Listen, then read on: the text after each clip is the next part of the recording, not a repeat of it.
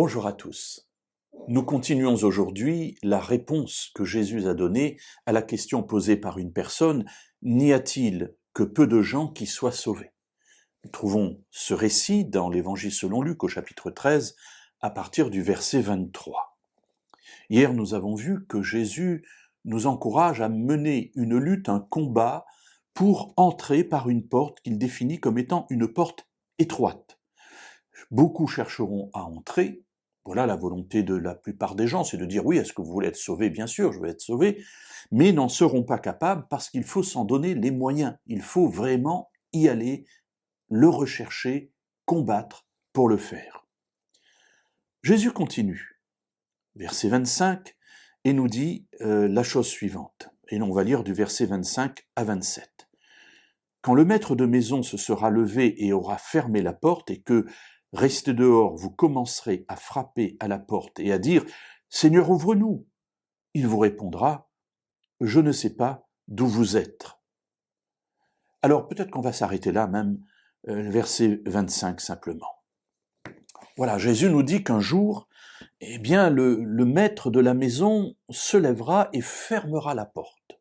Il y a évidemment ici l'idée qu'il y a un temps, un moment, où l'entrée dans le royaume ne sera plus possible. Je ne vais pas entrer ici dans l'explication de savoir pourquoi, à quel moment, qu'est-ce qui se passe. Mais gardons l'idée de la parabole simplement, l'image qui est donnée par Jésus. Voilà que je veux entrer dans la maison et que le maître a fermé la porte, ça n'est plus possible. Il y a donc un temps où cela est possible, et Jésus nous dit que c'est un temps où nous devons combattre, où nous devons lutter pour entrer, parce que ça n'est pas naturel à notre vie habituelle.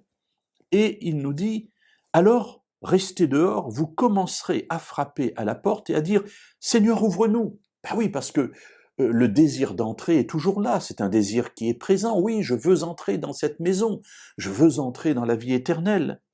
Mais voilà la réponse de Jésus. Première réponse, il y en aura deux. Première réponse de Jésus, il vous répondra « Je ne sais pas d'où vous êtes ». Jésus dira, le maître dira, le propriétaire de la maison dira, ici c'est Dieu, « Je ne sais pas d'où vous êtes ». Et d'où êtes-vous? Je ne vous connais pas. Il y a là une interpellation.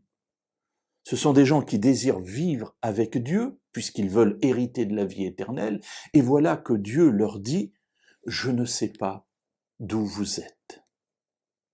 Nous continuerons demain à creuser cette réponse de Jésus, parce qu'il va nous donner d'autres détails.